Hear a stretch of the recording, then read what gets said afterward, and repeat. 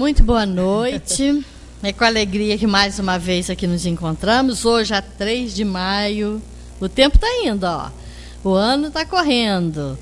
E que a gente faça parte da gente, né? Aproveitando cada oportunidade que estamos tendo para ampliar conhecimentos e sentimentos à luz da doutrina espírita. É uma forma diferente, né?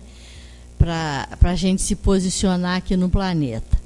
Hoje nós temos a nossa irmã Deide fazendo o estudo e a Cristina. Então, né, que elas deem bem o seu recado e que a gente possa aprender bastante. Então vamos já procurando através da interiorização, né, buscar aquele ambiente propício para fazermos a nossa prece. Deus, querido Pai, Jesus, amado Mestre, muito te agradecemos, Senhor, por mais esta oportunidade que estamos tendo de ampliarmos os nossos conhecimentos sobre as leis de Deus à luz da doutrina espírita. Que essa reunião transcorra em clima de muito aprendizado para todos nós. Obrigada, Senhor. Graças a Deus e que assim seja. E com vocês, Deide Lúcia. Chegou a hora. Olha, eu vou falar sobre o porvir. Porvir. A palavra bonita. Porvir. Boa noite a todos. Como a Ângela disse, é sempre uma alegria grande, uma responsabilidade maior ainda de estar aqui. Mas é uma responsabilidade que carrega também um dever prazeroso de estudar, porque para estar aqui a gente precisa estudar muito, ter consciência de que o que a gente vai passar é tão grandioso que não é possível estudar mais ou menos. E inclusive quando começamos a fazer aqui para usar a tecnologia, a primeira vez que eu estou entrando nessa seara, a gente descobre que começa a imaginar um assunto, a gente vai pensando, pede a orientação dos espíritos para que nos intuam com um tema, e aí quando a gente vai buscar esse tema, a coisa se expande de uma tal maneira que é difícil até concentrar, porque é tão rico, a codificação é tão rica, ela é tão cheia de assunto, tão cheia de conhecimento, ela abre tanto o leque que para a gente sentar, colocar diante dos nossos olhos, colocar no computador, é difícil. E acaba que surgiram outros assuntos que eu até comentei aqui, que de repente vai ficar para uma próxima palestra. Porque de um assunto vão surgindo muitos outros, e todos esses assuntos são tão didáticos, são tão explicáveis pela doutrina. É tão interessante ver que dentro desse tema que eu escolhi, que é essa palavra porvir, e a palavra já diz, né, é o que está por vir, mas é um porvir que é um futuro que não está tão distante da gente, que a gente não possa tomar as rédeas do nosso destino para fazer com que esse porvir seja o melhor possível, seja todo pautado pelas indicações trazidas por todas as revelações, desde a primeira com Moisés, a segunda com Jesus Cristo, que veio nos trazer um mandamento mais importante, que é amar o próximo, a Deus primeiro e ao próximo como a si mesmo. E aí o porvir é algo que a gente tem que tomar consciência de que ele é a nossa responsabilidade, é o nosso livre-arbítrio. Ele só vai existir se nós cuidarmos do nosso presente.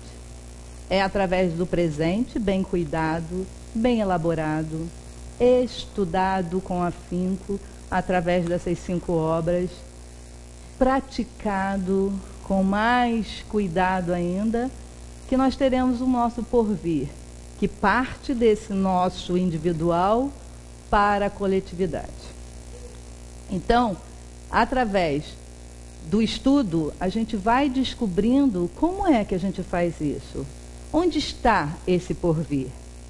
Quando Pilatos perguntou a Jesus se ele era rei, ele dá uma indicação de tempo. Ele diz: meu reino não é deste mundo.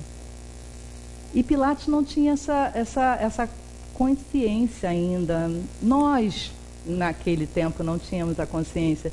O mundo de Pilatos era o mundo do império, do poder, das coisas materiais, da riqueza. Então, Jesus falava simbolicamente de um reino, mas nós sabemos a que reino ele se referia. Nós sabemos hoje, porque naquela época era inconciliável Pilatos pensar que reino do futuro é esse, através da benevolência, através da caridade, através do amor ao próximo.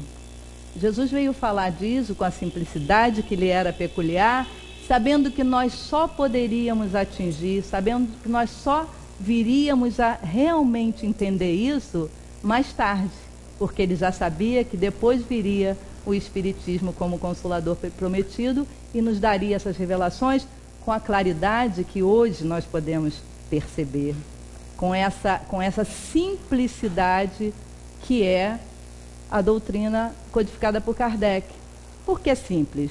Porque ele era um pedagogo, então ele fez perguntas que nós, hoje, poderíamos fazer. Mas ele era um missionário. Nós não temos essa capacidade hoje ainda de perceber e de saber tudo aquilo que ele sabia para fazer as perguntas. Mas hoje nós temos essa riqueza em nossas mãos. Então, quando Jesus fala no futuro que aguarda o Espírito, ele está falando disso. De que reino é esse? É um reino espiritual. Não se trata de coisas terrenas. Se trata das coisas do Espírito. Que ele já era o rei lá, né? Que ainda é o nosso mestre maior. E aí ele vem com esse mandamento maior. Amar a Deus sobre todas as coisas, ao próximo como a ti mesmo. Através desse mandamento é que a gente pode começar a pensar num porvir. Amar o próximo. É tão difícil assim pensar que o próximo está no mesmo caminho que nós estamos. É tão difícil assim. Imaginar que nós temos todos os nossos defeitos, todas as nossas imperfeições, e que nós somos indulgentes para conosco. A gente dá um jeitinho aqui, um jeitinho ali, de pensar: não, eu fui egoísta, mas eu tive uma razão de ser egoísta naquele momento. Eu desejei não estar lá, mas eu tive uma razão. Nós sempre nos desculpamos, embora saibamos que a nossa consciência é o nosso juiz.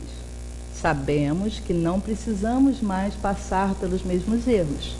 Aqueles cometidos no passado não precisam mais ser repetidos. E com o próximo? Quando é que somos indulgentes, caridosos com o próximo? Basta que ele tenha um deslize e a gente quer vê-lo eliminado da face da terra. Queremos prisões, queremos que ele se afaste de nós. E Jesus não excluiu ninguém. Em todo a codificação vem dizendo que Deus não exclui ninguém. Ele não quer que nenhum filho seu fique perdido, não deixa que isso aconteça, porque nos dá a chance de ultrapassar todas as nossas imperfeições, e nós queremos que aquele que nos desagravou parta daqui para melhor, como se isso fosse bom, né? E nós temos um inimigo encarnado e queremos que ele suma. Se ele desencarnar, nós estamos mal amparados, porque será o inimigo invisível que nós teremos. Então a gente fica pensando o seguinte: temos aí, está aí, a mão de todos nós. O Espiritismo veio nos trazer tanto esclarecimento. E através de Kardec, com as perguntas que ele fazia, que fez aos espíritos, é mais fácil ainda de entender, porque Kardec também, como nós, lá em 1857, ele também sabia que, olha, essa humanidade que a gente está olhando aí, esse ser humano não está fácil, não. Então, ele sabe que o egoísmo, o orgulho, são as nossas chagas. E ele pergunta, na 915, sendo o egoísmo inerente à espécie humana, não será um obstáculo permanente ao reino do bem absoluto sobre a Terra? Ele sabe, né? Sabe que perguntas fazer. Porque é isso que nós vemos e é disso que nós devemos começar a nos livrar, dessa generalização que nós fazemos todos os dias, sem percebermos muitas vezes, que é: a humanidade está perdida, o mundo não tem jeito, o ser humano é todo egoísta. A gente generaliza, é todo ruim, está uma desgraça só no mundo inteiro. É disso que a gente precisa se livrar. Aos poucos. Eu sei que não é fácil, para todos nós não é fácil, mas é muito importante que nos livremos dessa sintonia, de achar que todos nós estamos num beco sem saída, num mundo em que está tudo perdido, que a violência está arrasando com todas as possibilidades de nós evoluirmos, de termos um planeta de regeneração, que é o nosso próximo passo, de caminharmos para um mundo melhor, um porvir melhor. Nós precisamos parar e pensar: que sintonia eu estou carregando? Eu acordo e penso: vou sair, uma bomba vai explodir diante da minha casa? Não é assim que acontece. Eu passo por um vizinho que pode ser um psicopata ou um assassino? Não é assim. Os vizinhos são bons no seu todo, a que eu possa alcançar, eles são bons. As pessoas estão caminhando para uma evolução íntima, uma reforma, tanto quanto eu.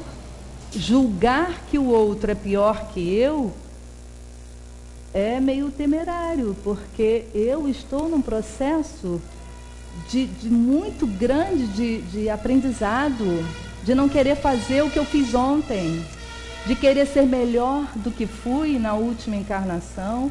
Por que não o meu vizinho? Por que não o colega de trabalho? Por que não o chefe? Por que não o político? Por que não a pessoa que está passando por uma pena prevista pelos nossos códigos penais humanos, que existem para isso, né? Para a restauração do ser humano, e que um dia será assim. O ser humano que for penalizado terá uma chance de restaurar o seu ato.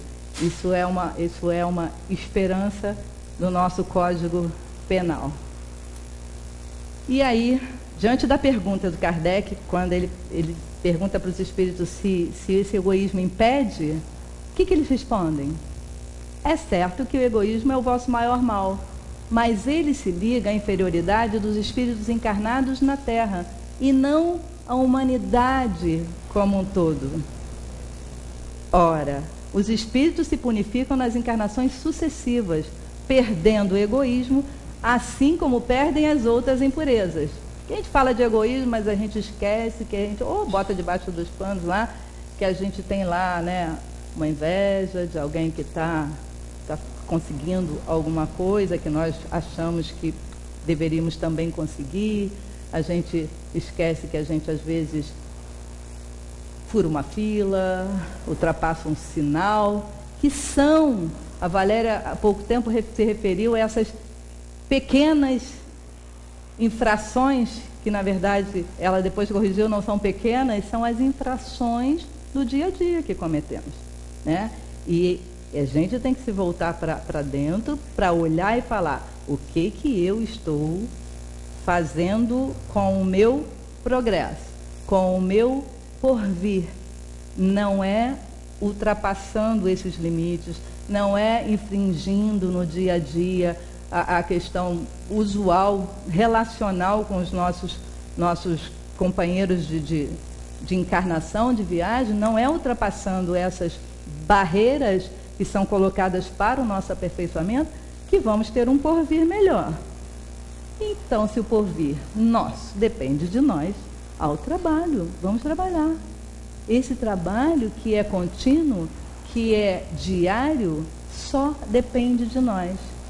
Mas se eu estou falando que é o meu porvir, e a humanidade? Onde é que ela entra? É porque a partir de nós, ou a partir de mim, vou falar agora, há toda uma conjugação de fatores que levam a minha sintonia a melhorar. Isso é matemático. Melhoro a minha sintonia, melhoro o meu olhar sobre o outro, os outros vão melhorando os seus olhares. Matematicamente, uns 7 bilhões de habitantes nesse planeta, se todos os 7 melhorarem seu olhar sobre a vida, sobre o dia a dia, sobre os seus afazeres, sobre as questões humanas, olha, daqui a pouco teremos mudado a sintonia desse planeta. Esse é o porvir que nós esperamos que aconteça. Esse é o porvir que eu desejo para mim e para a humanidade. Na própria 915, os espíritos, para aclarar ainda mais essa ideia de que a humanidade não é de todo perdida, eles perguntam: não tendes na Terra algum homem destituído do egoísmo e praticante da caridade? Não temos. Nós temos muitos, muitos. É que às vezes a gente só sabe citar alguns nomes. Aí a gente cita Madre Teresa de Calcutá, Irmão Dulce, Gandhi, isso aqui, ficando aqui nesse planeta, né? Falando aqui dos que vieram há pouco tempo, ou um tempo que a gente conhece pelos livros de história. Mas temos os anônimos. Nós temos muitos espíritos que estão em missão, muitos espíritos que estão fazendo da sua vida um dia melhor após o outro, mudando a sua sintonia, e que não estão aparecendo no jornal, no Facebook, no Instagram, no WhatsApp, tem um monte de coisa aí agora surgindo e que nos trazem notícias de toda a ordem. Trazem as boas, trazem as ruins até no número mais elevado por enquanto, porque por enquanto muitos de nós ainda querem abrir o WhatsApp, o Facebook e ver as notícias que não são boas, né? Tá lá, é instigante. Uma manchete imensa numa banca de jornal atrai um determinado número, uma filazinha para ver, especialmente quando ela jorra sangue, especialmente quando ela fala daquele político que a gente não simpatiza e ele fez alguma bobagem. Então a gente ainda está com um olhar para esse tipo de manchete. Mas se a gente imaginar que um dia, um jornal, eu até gostaria de ver essa experiência acontecendo. Digamos que um jornal, até a nossa cidade local, faça 2 tiragens no mesmo dia do jornal. Um com a manchete de sempre, né? Que um carro caiu no Rio, matou não sei quantas pessoas, ou então alguém assaltou uma casa e matou não sei quantos também. E o outro diria que hoje amanheceu um bonito dia em Friburgo e as pessoas começaram a se encontrar na rua, se darem as mãos, começaram a se abraçar, começaram a dizer que as coisas estavam bem melhores e que o dia de ontem nem foi tão difícil assim, mas que hoje é impressionante como tudo melhorou. E aí alguns pássaros também estavam sobrevoando essas pessoas. E aí eu, sinceramente, gostaria de ver, no final do dia, qual foi a manchete que vendeu mais. Eu não sei. Mas, no mundo que a gente pensa e que pode existir no porvir, a manchete do dia bonito, do dia sem desgraça, deverá ser aquela que vai vender jornal. E talvez, num mundo mais ainda distante ou mais perto, dependendo da gente, não precise nem ter jornal. Essas coisas vão ser ditas a partir de nós mesmos. Nós vamos dizer às pessoas, olha, hoje, quando eu levantei, tinha um buquê de flores na minha porta, que uma pessoa com quem eu me desentendia 5 anos atrás veio me entregar. Hoje, o padeiro veio aqui e resolveu tomar o café da manhã comigo, dizendo que na casa dele está tudo bem, que a saúde de todos melhorou. Esse tipo de notícia, que hoje não venderia nenhum jornal, ela é possível se nós começarmos a mudar o olhar para o tipo de acontecimento que existe no planeta. Se nós caçarmos, de repente, conseguimos ver. Existem pessoas que se chamam, tem grupos denominados caçadores de boas ações. Existem aos montes por aí. Então, quando a gente fala que está olhando, procurando o porvir, e dá uma passada pela codificação, a gente acha em todos eles. Todos os livros a gente vai achar todas as questões que vão nos levando ao aprimoramento individual e, a partir daí, chegarmos ao coletivo. Lá na Gênese vai ter, pela reencarnação, as relações entre os espíritos se perpetuam no mundo espiritual e no mundo corporal. A fraternidade tem por base as próprias leis da natureza. O bem tem uma finalidade e o mal tem suas consequências inevitáveis. Gente, nós não precisamos desejar mal nenhum a ninguém que tenha cometido qualquer tipo de erro. Está aqui, o mal, ele tem as consequências dele. O bem, ele tem uma única finalidade, que é essa, a finalidade de mudarmos a sintonia do mundo em que estamos vivendo, seja na Terra, seja em outro planeta, seja numa humanidade mais avançada, seja numa humanidade mais ainda em estágio menos avançado.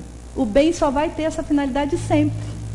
E espalhar o bem pelo mundo é uma finalidade de Deus, que nos criou bons, que nos criou simples e ignorantes, mas com um destino de perfeição. E para chegar a esse destino da perfeição, só podemos passar pelo bem. Porque quando estamos na fieira do mal, como dizem os espíritos, a gente está no mundo enganado, a gente está aí não entendendo nada. Né?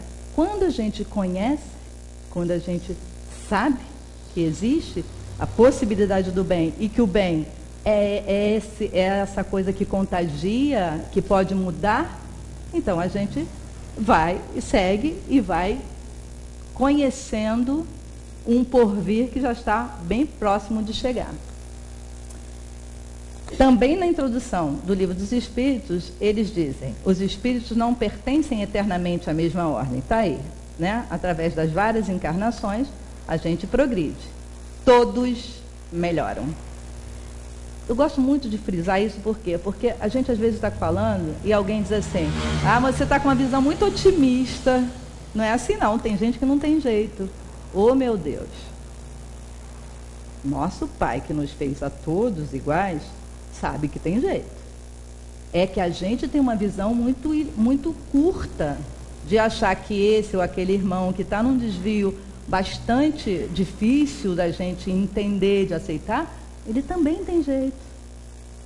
Né? E que a gente também nem sabe o que fez lá para trás, não sabe se foi pior do que ele fez, não sabe se a gente cometeu coisas muito mais atrozes, mas graças a Deus também temos o véu do esquecimento. A gente é daqui para frente, o porvir é pensar daqui para frente. Né? Para trás só nos serviu o quê?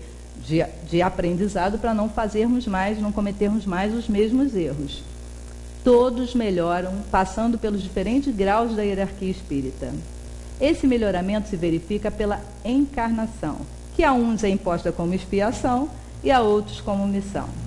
As diferentes existências corporais do espírito são sempre progressivas e jamais retrógradas. A gente não fala de vez em quando, isso aqui não tem mais jeito não, voltou, retroagiu. A gente fala isso, mas é uma bobagem. Eles dizem que não. A rapidez do progresso depende dos esforços que fazemos para chegar à perfeição. É o nosso livre-arbítrio, só depende de nós, a gente sabe isso, né? E aí, essa palavra porvir, que fica a nosso critério, cada um faz o seu porvir, e todos nós fazemos o porvir da humanidade, ela carrega também, junto dela, uma esperança que eu alio com a razão. A esperança não é um sentimento passivo, ele é um sentimento ativo. Ele pode estar dentro do ser humano, no coração do ser humano, juntinho com o sofrimento, não impede, porque ele é um sentimento que atua. Então, o ser humano pode sofrer pelas coisas que vê, que sente, que sofre, mas ele pode ter esperança, uma coisa não invalida a outra. A esperança é um sentimento de potencialidade do ser humano de também caminhar. No Evangelho segundo o Espiritismo, eles dizem lá: aproximam-se os tempos, ainda uma vez vos digo, eles estão sempre repetindo e a gente vai esquecendo, né? Ainda uma vez vos digo, em que a grande fraternidade reinará sobre o globo. Amai-vos, pois, como os filhos de um mesmo Pai. Não façais diferença entre vós e os infelizes, porque Deus deseja que todos sejam iguais. Não desprezeis a ninguém. A prática dessas máximas de amar ao próximo, como a si mesmo, e também fazer aos outros o que nós gostaríamos que eles nos fizessem, leva à destruição do egoísmo. Quando os homens as tornarem como normas de conduta e como base das instituições, farão reinar a paz e a justiça entre eles. Isso é um longo caminho para o mundo de regeneração, mas esse caminho começa agora, começa hoje, começou ontem. Ele não pode ficar, a gente não pode ficar esperando que um dia a gente vai melhorar e aí a humanidade melhora. A gente tem que começar a trabalhar desde já. E o que a gente precisa fazer? O Espiritismo tem essas respostas, está tudo aí. Ele nos permite acreditar que podemos, através das encarnações, pensar o bem, fazer o bem, olhar o bem e praticar o bem. Essa, de fato, é a minha crença. Não é uma questão só de, eu vejo o mundo com os olhos, tem até uma coisa chamada síndrome de Poliana, não é isso? É Poliana? Que diz que a pessoa vê tudo com olhos cor-de-rosa. Não. É através do estudo, através de uma pesquisa também do ser humano, através de um trabalho junto ao ser humano, que a gente consegue desenvolver. Eu creio na humanidade porque esse tem sido o meu foco de existência nessa vida a partir de um tempo também. Eu sempre pensei, nossa, como é lindo uma pessoa como Irmã Dulce, por exemplo, de essa fraternidade, essa entrega total. Eu gostaria de ter sido assim desde que nasci. Não deu. Nessa não. Há pouco tempo que eu comecei a pensar que pode ser desenvolvido um grande amor pela humanidade, sim. E isso vem de uma conquista diária. Um grande amor por aquilo a que eu pertenço, que é a humanidade. Eu sou uma criação de Deus. Vocês todos são uma criação de Deus. Nós todos somos pertencentes a uma humanidade que devemos amar, porque é ela quem nos conduzirá também a um outro mundo, porque nós vamos juntos, né? Nós encarnamos, a humanidade existe nos diversos globos dele. Nós encarnamos em diversos globos. E somos todos parentes espirituais, todos nos encontramos, todos nos encontraremos. E olha que bom que eu vou encontrar gente que eu amo. Muito melhor do que imaginar que eu vou encontrar aquele que eu pensei um dia assim, esse indivíduo podia ser isolado do planeta. Ninguém se isola de planeta nenhum, né? Então, amar a humanidade é uma forma de também ter um porvir melhor. Então, eu vou citar aqui rapidamente, viu, Cristina? Que nós tivemos aí esse grande poeta nordestino maravilhoso que foi o Suassuna, e que ele dizia isso, porque ele sempre tinha e revelava aí nas palestras e nas entrevistas, ele sempre falava do grande amor dele pela humanidade. Ele dizia o como era bom conviver com o ser humano, o quanto ele crescia com a convivência com o ser humano. Então, quando disseram para ele que ele era muito otimista, ele cunhou essa frase maravilhosa, que o otimista é um tolo, o pessimista um chato, bom mesmo é ser um realista esperançoso. Como a doutrina espírita é uma doutrina da razão, eu acho que cabe muito bem dizer que também eu sou uma realista esperançosa. É claro que estou muito aquém de todo o conhecimento de Ariano Suassuna, mas encaixou perfeitamente naquilo que eu penso. E aí, encerrando, eu também acho que dá para fazer uma analogia de uma lagarta, que imagino simples, ignorante, quando ela está lá comendo a folhinha, né? Fazendo aquela caminhada muito lenta e que não sabe que vai passar por toda aquela transformação, mas nós sabemos.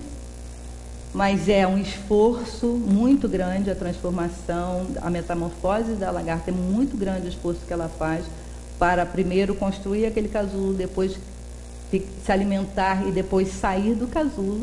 Mas ela passa por aquilo que eu acho que nós também passamos e que nós estamos passando. É uma revolução aceitar, compreender, estudar a doutrina espírita.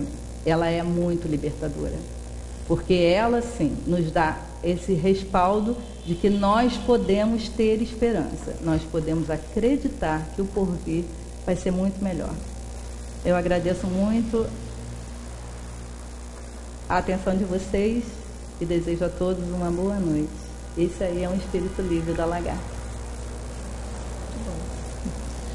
Vamos passar aqui para a nossa irmã Cristina, para dar sequência aos estudos da noite, né? Agora falando sobre a verdadeira desgraça. Pois é, pode parecer, né, até que ela falou sobre o porvir, né? Vamos falar sobre coisas positivas, e eu vim aqui, já derrubei o pessoal jogando na verdadeira desgraça. Mas não é isso, né? A doutrina espírita, ela nos torna conscientes, ela nos ajuda a tirar a ilusão de que neste planeta, né, que a gente vive, de provas e expiações aí, nós somos levados a acreditar, né? É uma coisa bem ilusória. Então, a intenção hoje, né, com o estudo que eu escolhi para trazer aqui, é para a gente ter tipo um choque de realidade, para a gente encontrar os instrumentos certos que podem nos levar e acelerar esse processo desse porvir melhor que todos nós queremos. Não é? Então, eu escolhi para falar sobre esse item, a verdadeira desgraça. Ele se encontra dentro do capítulo 5º do Evangelho segundo o Espiritismo, que fala de bem-aventurados os aflitos. Não é? E aqui, no início, tem alguns trechinhos de Mateus, de Lucas, onde é dito o seguinte: bem-aventurados os que choram, porque eles serão consolados. Bem-aventurados os que têm fome e sede de justiça, porque serão fartos. Bem-aventurados os que padecem perseguição por amor da justiça, porque deles é o reino dos céus. Bem-aventurados vós, os pobres, porque vosso é o reino de Deus. Bem-aventurados os que agora tendes fome, porque sereis fartos. Bem-aventurados vós, que agora chorais, porque rireis. Mas ai de vós, ricos, porque tendes no mundo a vossa consolação. Ai de vós, os que estáis fartos, porque tereis fome. Ai de vós, os que agora rides, porque gemereis e chorareis. Esse trecho, né, quando a gente lê essas bem-aventuranças, a gente fica até um pouco assustado a princípio, né? Porque então aqui é aquela coisa, é para a gente sofrer bem mesmo, né? Então só é bem-aventurado aquele que está na lama, que está na desgraça, e aquele que ri, que sorri, ele tá condenado. Como é que é isso? Então é importante que a gente entenda o que Jesus quis dizer com essas palavras, né? Ele fala da justiça das aflições, não é? Jesus coloca que as compensações que a gente vai ter por estar aflito aqui na Terra, elas só podem realizar-se numa vida futura, né, num porvir. Mesmo a gente tendo certeza absoluta da existência de Deus e saber que Deus é soberanamente justo e bom, é difícil para a gente compreender a utilidade de sofrer para ser feliz. Dizem que é para ter mérito, mas será? Eu tenho que sofrer, ser miserável? Né? E que tipo de aflição e de sofrimento vai me ajudar a chegar mais perto dessa perfeição e dessa felicidade que eu almejo? É qualquer tipo de sofrimento? Aqui no início eles já dão uma dica, né? Quando você tem fome e sede de justiça, quer dizer, é um determinado tipo de sofrimento. que a gente vai ver um pouquinho, né? Então a gente se pergunta por que uns sofrem mais que os outros, por que uns vivem na miséria e outros na opulência, por que para uns nada dá certo e para outros tudo parece sorrir. Aí entra aquela coisa que do vizinho, o jardim do vizinho é sempre mais florido que o nosso, né? A gente acha que a vida de todo mundo é ótima, menos a nossa. Isso é aquele complexo, a gente tem essa coisa de se colocar como vítima das circunstâncias. Mas estamos todos nas mesmas lutas, como o Deide colocou. Por que virtuosos sofrem, enquanto os viciosos, os malvados, parecem prosperar? Porque é isso que a gente vê, né, no dia a dia, nesse cenário atual, né? A mídia, a globalização foi boa por um lado, mas pelo outro ela trouxe para a gente muitas notícias do que acontece no mundo todo e gera uma angústia, né? Uma angústia, um sofrimento, uma aflição, porque a gente vê, de um lado, as catástrofes naturais com desencarnes em massa, a gente vê o preconceito que a gente julga que em 2015 não haja, né? Mas a violência gerada por esse tipo de preconceito, a corrupção, a impunidade. Então, esse clima esse clima desse planeta que tem vibrações pesadas, energias de todos nós e espíritos inferiores, gera na gente uma angústia absurda, onde a gente acredita, a gente estuda, mas por vezes a gente se pega arrastado por esse pessimismo coletivo, por essa coisa de achar que está tudo errado mesmo, né? E pensar que aqueles que se mantêm numa posição de que eu acredito, que ou estão loucos, ou são alienados, né? E que, na verdade, não é isso. Quando você vai compreendendo, por isso é preciso compreender. Quando a gente compreende a razão de todas essas coisas, que a gente sente, porque a maior prova de que tudo está correndo muito bem é a consciência de Deus que está dentro da gente. Que a gente tem que se reportar a ela e não ao lado de fora. A gente tem que olhar para dentro e não para fora para se fortalecer. Estudar a doutrina é muito importante, mas não pode ficar só na razão. Ela tem que chegar no seu coração, onde você entender com o coração que é isso. Então você vai ser um otimista, vai ser um realista, mas não com esses olhos, esses óculos escuros que as pessoas veem a realidade. Tudo depende dos olhos com que a gente vê, não é? Então, se a gente admite a existência de um Deus, não é possível concebê-lo sem as suas perfeições infinitas. Se ele é soberanamente justo e bom, ele não pode agir por capricho ou com parcialidade. Nós, vivendo na época, né, que você é retratada no Antigo Testamento,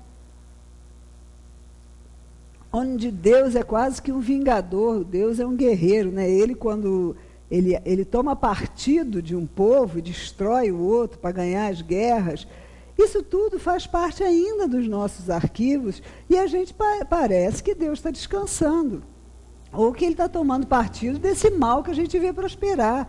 Né? Ninguém sabe de nada, ninguém viu nada e todo mundo continua aí na boa. Continua aí aparentemente se dando bem. Né?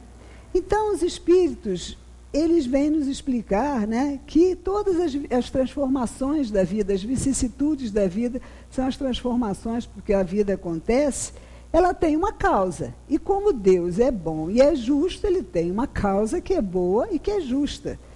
Então, eles dividem duas causas para todos os nossos sofrimentos. As atuais, da vida presente, e a de vidas passadas. Vamos falar um pouquinho dessas causas atuais das aflições. Né? Primeiro, uma consequência natural do caráter e da conduta daqueles que sofrem. De acordo com a nossa personalidade, com aquilo que a gente traz, né, nos nossos arquivos, conforme a gente atua na vida, a gente tem a resposta. Então, se a gente sofre, é um alerta de que a gente está fazendo alguma coisa que não deve fazer, não é? Quantas pessoas são vítimas de sua imprevidência, do seu orgulho e da sua ambição?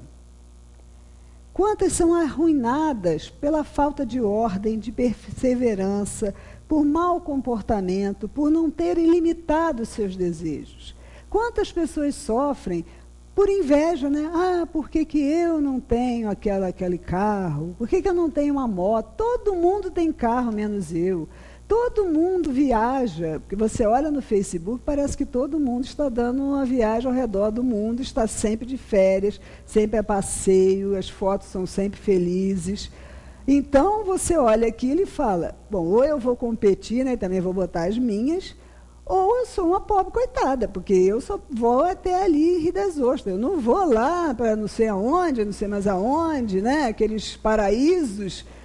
E isso gera na gente aquele negócio, pô, essa vida está sendo ruim para mim, né? Eu trabalhei a vida inteira, não tenho uma casa. Esses caras aí roubam tudo que tem direito e tem mansões, né? Vão cumprir prisão domiciliar no palacete que eles construíram com o dinheiro que roubaram. Então, aquilo não é uma pena. Isso a gente olha, parece que o cara está sendo premiado com isso, né? Então, a gente, isso tudo que a gente sofre é consequência do que a gente pensa, de como a gente está olhando o mundo. Se eu não me importo com o que o outro ganhou, deixou de ganhar, estou preocupada em trabalhar, em ser honesta, aprender as minhas lições, conseguir o que eu posso, botar meu pé onde eu alcanço, eu não sofro por isso. Então, a gente tem que ver que nem todo tipo de aflição vai levar ao nosso crescimento. Só quando a gente se tocar que não é por aí. Eu não posso sofrer com isso, né? Quando a gente quer ser dono das pessoas, a gente sofre muito. Quando a gente quer controlar a vida das pessoas, a gente sofre, é de verdade. É uma dor profunda quando o outro não faz o que você quer. Mas isso é um sofrimento, uma aflição justa? Ué, cada um é dono da sua vida e do seu destino. Sou eu que estou me comportando de uma forma que vai fazer com que eu sofra. Se eu der olha só como eu até vou falar, vou completar a minha frase, mas se eu der a cada um a liberdade que ele tem, como se eu pudesse fazer isso, né? Eu não vou sofrer com isso. Eu vou respeitar que meu filho, minha filha, meu marido, né, minha mãe, meu pai pensam diferente de mim, quero fazer outra coisa. Ah, mas eu vou deixar tudo frouxo? Vai, porque quem está no comando e controle de todas as coisas é Deus, não sou eu. Mas a gente se comporta assim. Quando a gente fica doente, a gente sofre muito, porque a gente não queria estar doente, porque a gente não quer depender de ninguém, porque a gente se recusa a ficar parado, deitado numa cama. Parece que o mundo não pode parar, e eu sofro terrivelmente por causa disso. Mas devia, né? Isso que a gente tem que se perguntar, devia. O que são 3, 4, eu peguei uma gripe e não estou levantando da cama. Não, mas eu tenho que fazer minhas coisas. As pessoas hoje em dia têm uma sede de aproveitar a vida, de fazer alguma coisa. Mas eu estou gripado, estou deitado, não posso fazer nada. Eu queria ir para a academia, eu queria passear na praia, eu queria ir no shopping. Eu não posso, isso é um sofrimento terrível. Mas o que são 3 dias, 4 dias, uma semana, deitado numa cama, comparado a uma existência, gente. E Deus, em sua sabedoria, às vezes para a gente está tão envolvido com as coisas do dia a dia, que não tem tempo de pensar. Aí você pega uma gripe, torce o pé, né? Vai fazer não sei o que, se dá mal, vai limpar a geladeira, cai da escada, enfim. Acontecem coisas que não são por acaso, para você parar e falar, e agora, né? É ter contato com a gente mesmo, porque neste mundo, e principalmente hoje em dia, é um ritmo muito acelerado, onde a gente não tem tempo nem de saber se a gente está alegre ou triste. Às vezes alguém pergunta assim, você já viu a lua que está lá fora? Lua? Parece até que você não mora nesse planeta, né? Lua? Você já viu o dia bonito que está fazendo hoje? Né? Você já viu que muitas árvores ali na praça estão voltando a florir, mostrando, né, que elas estão vivas? Não tem tempo de olhar para isso. Anda na rua sem ver o entorno. Os passarinhos, tem uma árvore ali na avenida que eu não sei quem é que bota laranja. Aquela árvore, ela é seca, mas ela vive cheia de pássaros, é uma coisa linda. Mas só vê quem está preocupado em ver. Quem não está, quem está ali, às vezes sofrendo, porque eu vou demorar mais 5 minutos para chegar em algum lugar. Então, a grande parte dos nossos sofrimentos são gerados por nós. Não são sofrimentos como esse, de bem-aventurados os aflitos, porque eles serão consolados. é bobeira. Vamos falar a palavra aqui. Esses sofrimentos nossos, a grande parte deles, são uma bobeira. Quantas uniões são infelizes porque elas resultam de interesses, de vaidades. Quer casar com o bonitão, com a bonitona, nem viu direito como a pessoa é, né? Ou porque eu tenho dinheiro, porque é de uma família boa, não é? Quantas lutas e disputas que são funestas por poder, por aparecer. Né? As doenças e os aleijões são efeitos, muitas vezes, de intemperança e excessos de toda ordem. Né? Eu não sei se porque convivo, mas essa história de comer saudável, comer não sei o quê, isso é uma coisa que eu acho que atinge a todos. Sabemos o que devemos fazer, mas a gente não consegue. Então a gente sofre. Olha que bobeira sofrer por causa disso. Né? Faz o que é certo que não vai sofrer. Mas é difícil. Então essas coisas são consequências das nossas atitudes. Pais infelizes com os filhos, porque quando eles eram pequenos não combateram as más tendências, desde o princípio, né? Quando eu era pequena tinha que se torce o pepino, é de novo que se torce o pepino, né? Por fraqueza, por indiferença, deixaram que se desenvolvesse o germe do orgulho, do egoísmo, da tola vaidade. Né? Por que um espírito, quando chega na Terra, né, a criança, ela tem um esquecimento? É porque é para ela ser moldada. Né? Os pais têm que ajudar as crianças a superarem os seus defeitos, superarem as suas coisas. Mas hoje, talvez, pela vida corrida e atribulada, tem uma culpa enorme envolvida aí de não estar presente e se troca por presentes ou por não dar limites, por não ter autoridade. Os pais não precisam bater, não precisa, ele tem que ter autoridade sobre a criança. Então, quantos infelizes, quando vem a resposta, né, a vida é a lei da causa e do efeito, onde não foi feito isso, e as crianças são os monstrinhos, né? Vocês não podem ficar num ambiente público, num ambiente que tem mais gente, que eles querem fazer, não tem limite nenhum. A gente vê muito hoje em dia. De repente é alguém de fora, né, que dá um limite. Se você falar, a criança para, mas aí depois o pai fica infeliz, os pais ficam infelizes. Coisas que eles mesmos buscaram, né? Então a gente colhe o que a gente semeou. E aí os Espíritos nos dizem o seguinte: todos os que têm o coração ferido pelas vicissitudes e decepções da vida, interroguem friamente a própria consciência. O homem é, assim, num grande número de casos, o autor de seu próprio infortúnio. É mais fácil acusar a sorte, a falta de oportunidade, o mundo espírita, a providência, o país que eu vivo, que esse país é uma porcaria, né? E é muito mais fácil isso. Esse vídeo é muito interessante, quem depois quiser procurar ele na internet, ele é da Vídeo Canal de Luz, redeamigosespíritas.com.br. Então o cara está no telefone, vou contar mais ou menos a historinha, né? O cara está no telefone se queixando da vida, dizendo que ele está desanimado, que ele não tem vontade de fazer nada, que a vida está difícil, que nada que ele faz dá certo. E então ele está lá se queixando, que ele acha que ele está sendo obsidiado, que tem algum espírito fazendo mal para ele. E aí chega o obsessor. Aí ele fica atônito, né, pensando, mas é você que está me obsediando, o que eu te fiz para você estar atormentando a minha vida? Para com isso que eu não aguento mais. E aí o obsessor fala, olha, não, peraí, eu vim aqui só bater um papinho, eu não consigo te obsediar, porque você já acorda mal-humorado, você já está de mal com a vida, você já grita com a sua filha, grita com todo mundo, você sai espinafrando, quer dizer, você atrai uma multidão e que eu, que tenho motivo para me vingar de você, tenho que me estapear aqui com os outros para poder pegar meu lugar. Aí pede a ele que se equilibre um bocadinho, filhinho, para eu poder fazer meu serviço. Entendeu? Aí ele pergunta lá, o que eu te fiz, né, para você me atormentar? Ah, você destruiu minha família. Você não me matou, não, mas você destruiu minha família. Mas eu não consigo fazer o meu trabalho. Se você falar, aí tem outra coisa, estou aqui dando uma de mentor. Eu não sou mentor, eu sou espírito obsessor. Então você se equilibra aí para eu poder fazer meu trabalho e eu estou indo embora.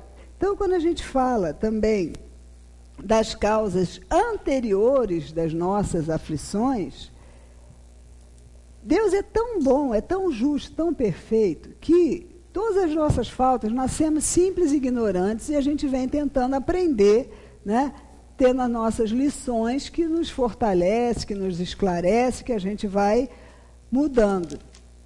Só que não vem tudo numa vida só, porque a gente não ia dar conta disso, né? Tudo que a gente errou, vir numa vida só para a gente dar conta, ia ser impossível. Então, vem o que a gente está preparado, de acordo com a série que nós estamos, né? Com aquilo que a gente pode lidar. Então, as provas que nós estamos tendo hoje são aquelas com as quais a gente pode lidar, não tem mais nem menos que isso. E isso é um grande consolo. Então, a gente não tem que estar muito preocupado, o que eu fiz, o que eu fui, será que eu estou pagando? Porque, principalmente nesse trecho do Evangelho, tem muito a palavra castigo, tem muito a palavra punição. Mas um Deus justo, soberanamente justo e bom, não é isso, né? Não é o castigo. Até aqui fala-se de uma rigorosa justiça distributiva, onde nenhuma falta, por mais leve que seja, fica sem punição. Eu opto por trocar esses termos, né? Nós estamos numa escola abençoada, né? A gente vem de encarnação em encarnação se melhorando. Em determinada encarnação, nós vamos ter as provas que a gente pode lidar com elas, então não tem peso nenhum maior do que a gente pode suportar, e a gente vai tentando se melhorar. Depois a gente vai subir o degrau, passou por aquela, vão vir outras. Subiu o degrau mais um pouquinho, vão vir outras. E aí a gente vai melhorando, vai aprimorando a nossa moral, nossa inteligência, e vamos galgando esses degraus até chegar à perfeição. Então, para mim, nessa época que foi escrito, a gente não falava em justiça restaurativa. Mas, lendo tudo isso que está escrito no Evangelho, a gente vê que, na verdade, não é uma justiça que pune distributiva. Por quê? O espírito, ele percebe que ele teve uma falta, ele percebe o seu erro, né? Ele sofre, ele sente na carne aquilo que ele fez o outro sofrer, porque é a melhor forma dele aprender. Se ele tratou mal alguém, quando ele é maltratado, ele vai se tocar que não é bom aquilo. Não é? Quando é muito orgulhoso, muito ambicioso, ele vai vir numa situação onde ele não tem esses bens, ele vai ver como é estar ao outro lado. Então, a gente vai aprendendo, porque a gente, a cada vez, vai estando numa posição que nos permite aprender aquilo que a gente precisa. Né? Os reveses da fortuna, a pessoa está acostumada a ter de tudo, de repente, como é um empréstimo, não tem nada, às vezes na própria encarnação, ele tem que aprender a lidar com isso. Então, tudo que nos acontece é lição, é para o nosso bem. Então, quando a gente se arrepende, não vê, você vê, a gente mesmo nessa encarnação, você tem uma certa idade, quando você olha para trás, quantas coisas, se eu tivesse a cabeça que eu tenho hoje, eu faria diferente do que eu fiz, não é? E isso também acontece de acordo com as vidas, né? Então a gente se arrepende, mas esse é só o primeiro passo. Depois existe o passo de reparar aquilo em que a gente errou. Né? Se eu fiz mal a alguém, em algum momento eu vou ter oportunidade com aquela ou com outras pessoas de agir diferente.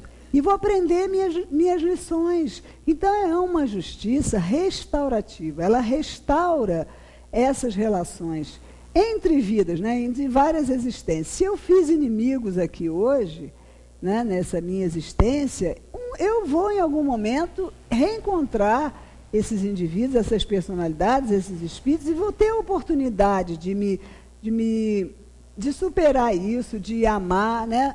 Quantos inimigos vêm como filhos, pais, vêm numa mesma família, para que o amor, que é o que move o universo, possa contagiar essa relação e possa fazer com que esses espíritos superem essa dificuldade. Então, Deus não está punindo ninguém. Ele está nos ajudando, dando aquele empurrãozinho, deixando a gente, com o nosso livre-arbítrio, tomar as decisões das quais a gente necessita.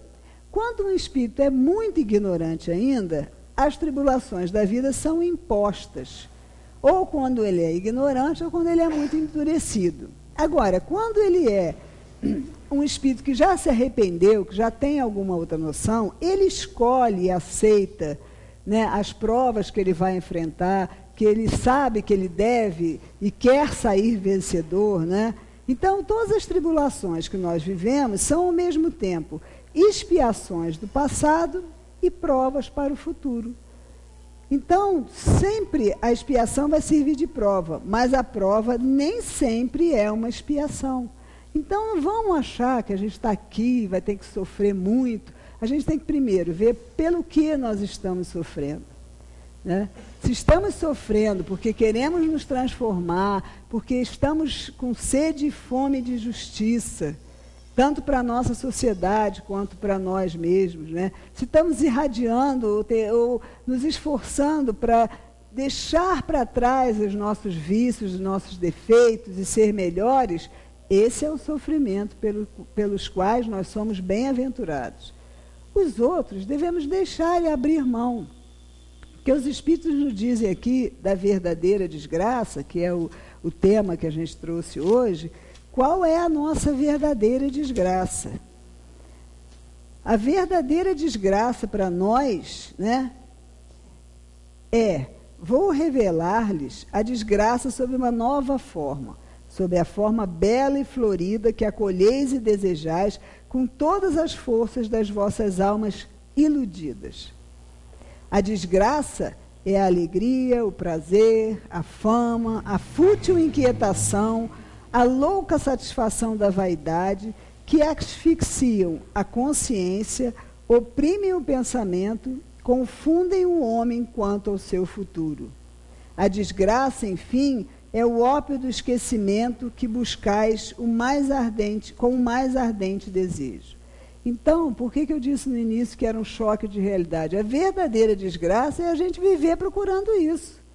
Não que neste planeta de provas e expiações a gente não tenha todo o direito de ser feliz na medida do possível, né, daqui, das coisas, do estágio em que a gente encontra, de rir, de ser alegre, porque ninguém que é espírita e que está buscando a perfeição tem que ser aquele que vive chorando, se lamentando, olhando para baixo, nada disso. Como ela falou, a esperança, né, e a fé no porvir fazem de nós guerreiros, lutadores, com a cabeça erguida, felizes, alegres, né, dispostos a essas mudanças que transformam o mundo. Quando eu me transformo, eu transformo o meu entorno, porque não tem mais lugar para determinados tipos de atitude que vinham sempre acontecendo comigo, porque eu precisava dessas atitudes. Quando eu aprendo, eu subi um degrau, vão vir outras experiências, e com isso a gente transforma a nossa realidade, o nosso entorno, e a gente precisa, né, desenvolver a compaixão. Mas, em primeiro lugar, né, para a gente tomar esse choque de realidade, a gente precisa mudar as coisas, tem que estar alegre. Você desligou? Eu ia te mostrar um negócio. Não, tudo bem. Então, a gente precisa, a compaixão começa com a gente, né, com o que a gente vai fazer. Né? Isso aí era uma imagem de um rapaz, ele puxando a sua própria sombra. Então, isso tudo, quando a gente fala de desgraça, de aflição, ou quando a gente vê esse mundo, não é para a gente ficar triste, é sacudir a poeira. A gente tem direito, como dizia uma amiga minha, a gente tem direito a 10 segundos, a 10 minutos, no máximo, de autopiedade. De ficar se olhando, achar que é um pobre coitado, mas depois disso, sacode, sabe? E, eu vim aqui para ser vencedor. Eu vim aqui para ser vitorioso. E é isso que eu preciso, né? E para chegar onde eu quero, eu tenho que mudar minhas atitudes, e é isso que eu vou fazer. Com tranquilidade, com serenidade, né? Não, um alerta para que a gente não perca essa linda, maravilhosa oportunidade que a gente está tendo dessa encarnação. Quantos espíritos estão aguardando que possam ter uma oportunidade de vivenciar essas provas, né, e essas expiações a que eles já se comprometeram, e nós estamos aqui. Agora, é nossa responsabilidade saber o que nós vamos fazer, estamos fazendo com o nosso destino, né? O nosso porvir vai ser como a gente determinar. E que esse porvir seja maravilhoso para todos nós, que em breve, né, estejamos em mundos melhores, que o nosso mundo será um planeta também de regeneração, e a gente vai se encontrando por aí. Mas importante é que a gente engrosse a corrente do bem, a notícia do bem, né? Quando alguém vier falar dessas desgraceiras toda, vamos perguntar à pessoa e vamos lembrar de uma coisa boa que a gente viu acontecer, porque a gente vê. Quando a gente tem olhos de ver, a gente vê. Vamos rebater isso, porque a pessoa fica meio sem ação, sabe? Porque você fala assim, e hoje, o que aconteceu de bom com você? O que você viu de bom? Aí aquele choque, porque ela já estava com um arquivo enorme, um relatório de tudo ruim. E aí ela vai pensar, nem que seja, almocei na casa da minha mãe, que a comida estava ótima. Que seja o que for, né? Que a gente tenha coisas boas para contar. Porque a gente assim muda o ambiente onde a gente está. E isso vai fazer toda a diferença para a gente e para o outro. Então, uma semana para a gente de muitas lutas, né, de muitas alegrias, de muitas conquistas, mesmo num planeta onde a maioria, né, dos espíritos, como nós, ainda somos inferiores. Não vamos achar que nós somos melhor que os outros, não, porque não somos. Estamos nessas lutas e vamos dar as mãos que a gente vai chegar aonde a gente quer. Uma boa noite para todos. E até a próxima, né?